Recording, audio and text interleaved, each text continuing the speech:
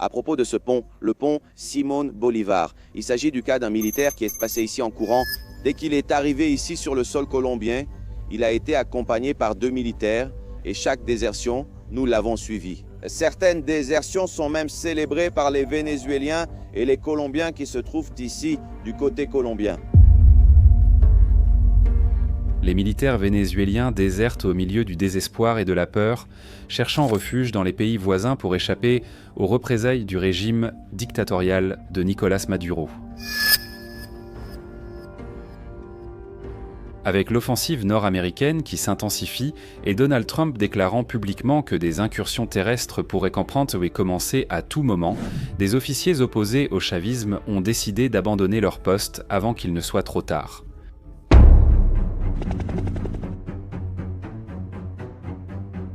Il y a des rapports de soldats fuyant sans même emporter leurs affaires, craignant d'être capturés par le régime, tandis que le Venezuela sombre dans l'incertitude de ce qui va arriver. Fils de la mort,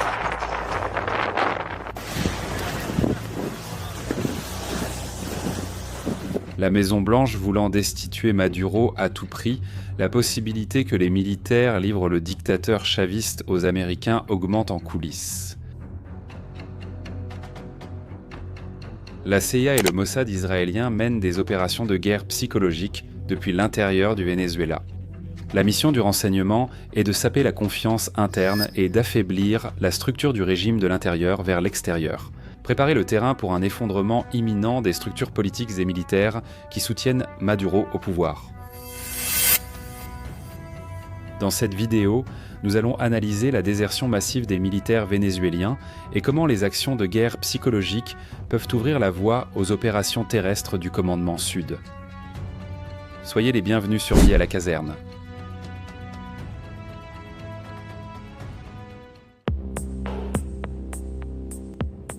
Après la déclaration de Donald Trump annonçant des incursions terrestres américaines au Venezuela, une fuite massive de militaires vénézuéliens a commencé, révélant la crainte généralisée face à la possibilité d'un affrontement direct.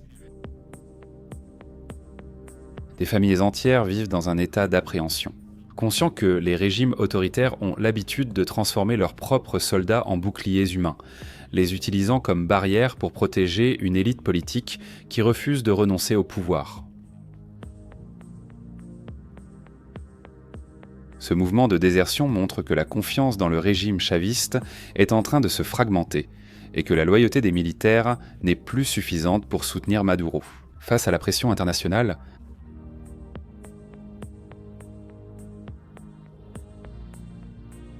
parallèlement, la CIA et le Mossad israélien intensifieront des opérations de guerre psychologique à l'intérieur du Venezuela, exploitant les fragilités internes du régime.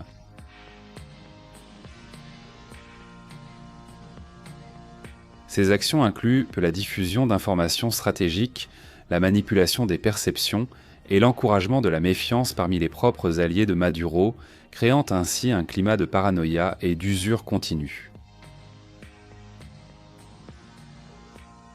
La guerre psychologique dépasse le domaine militaire, touchant la population, minant le moral et affaiblissant le récit officiel du chavisme. L'appareil militaire du commandement Sud encercle le Venezuela depuis des mois avec plus de 15 000 soldats stratégiquement placés, rendant probable une action terrestre. Le maintien de Nicolás Maduro au pouvoir engendre des coûts croissants pour les États-Unis, tant financiers que humains. Cela suscite déjà des questions chez les parlementaires et la population américaine sur l'efficacité de l'opération.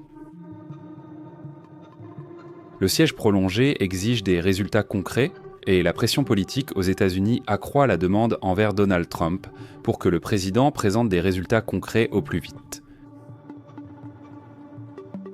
La mobilisation du commandement Sud ne sera justifiée que par l'arrestation ou la chute de Maduro, vu son coût humain et financier.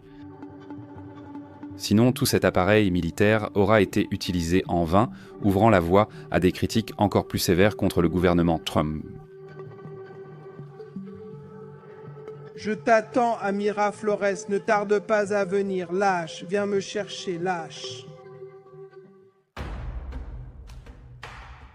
On s'attend à ce que l'issue de cette crise en Amérique latine soit brève et percutante, en évitant de prolonger une opération coûteuse en ressources et exposant les États-Unis à des critiques internationales.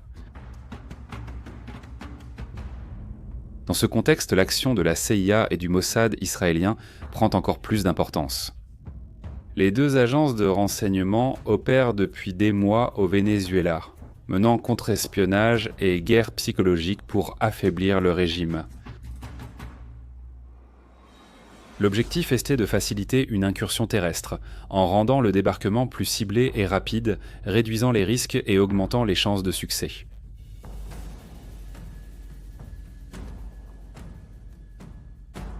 La cooptation des militaires vénézuéliens pour qu'ils cessent de soutenir Maduro est de juger essentielle, car elle affaiblit la défense interne et facilite une intervention. Les Marine Raiders, branche opérationnelle des fusiliers marins américains basés à Porto Rico, s'entraînent intensivement depuis des mois pour des opérations de débarquement et de capture.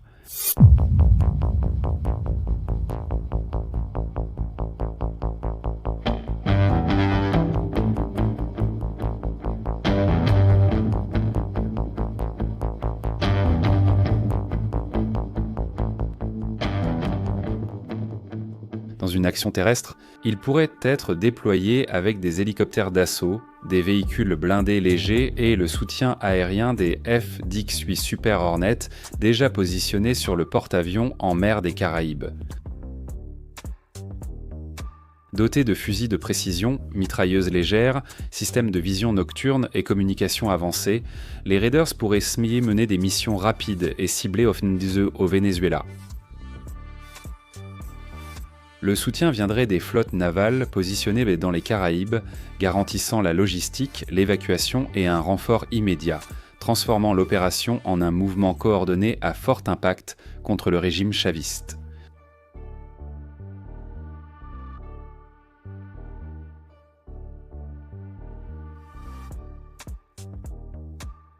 Même les généraux vénézuéliens abandonnent Maduro, le privant de la protection et de l'escorte qui assurait sa sécurité. Pris de peur, le dictateur a engagé des gardes du corps cubain pour sa protection. Et il dort chaque nuit dans un endroit différent, ce qui montre son manque de confiance envers ses propres militaires.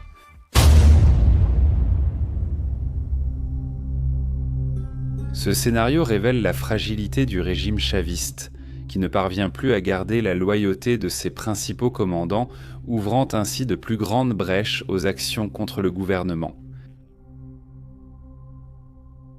Le maintien du régime est devenu insoutenable après que le commandement sud a intercepté et pris d'assaut un pétrolier vénézuélien qui opérait illégalement dans la région. Le Venezuela a dénoncé ce mercredi ce qu'il a qualifié de vol éhonté d'un navire pétrolier saisi par les États-Unis.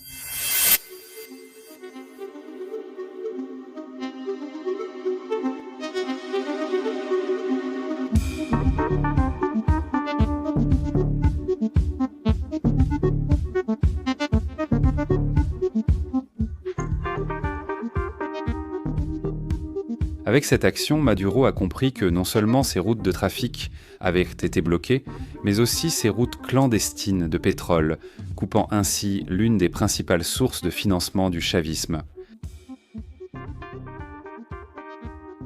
Privé d'argent, le dictateur perd de l'influence et ne peut plus assurer les privilèges de la haute hiérarchie militaire, qui le soutenait pour cette raison, en contrepartie du luxe et du confort assurés par l'argent illicite. Cet affaiblissement financier accélère l'usure politique et militaire du régime, rendant la chute de Maduro de plus en plus probable.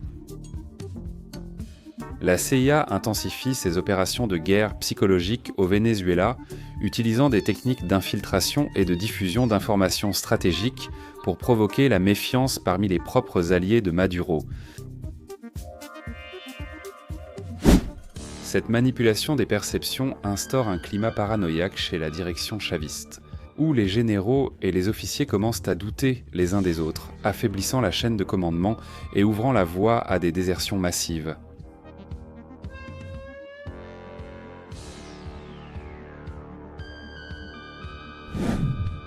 Le Mossad israélien cartographie les routes d'évasion et identifie les failles de la sécurité de Maduro.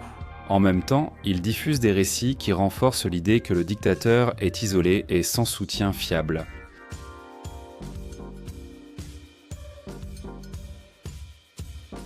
Certains militaires vénézuéliens qui ont décidé de faire défection ont choisi de chercher refuge en Colombie, au lieu de traverser la frontière avec le Brésil.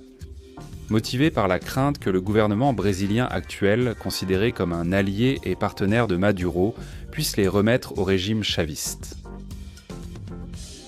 Cette crainte renforce le sentiment d'insécurité parmi les déserteurs, qui voient en Colombie un environnement plus favorable pour garantir leur protection et éviter les représailles, alors que le Brésil est considéré comme un territoire risqué en raison des relations politiques entretenues entre l'actuel président brésilien et le chavisme.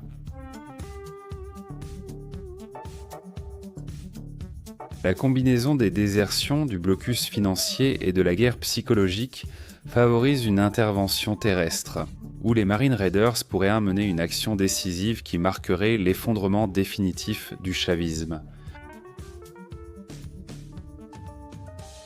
Donnez votre avis en commentaire.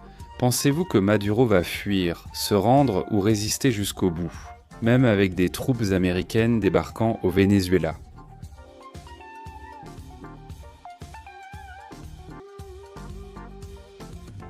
Sur Vie à la caserne, vous suivez toute l'actualité du monde militaire. Laissez votre like, abonnez-vous et regardez l'une des vidéos qui s'affiche sur votre écran. En avant, à la prochaine!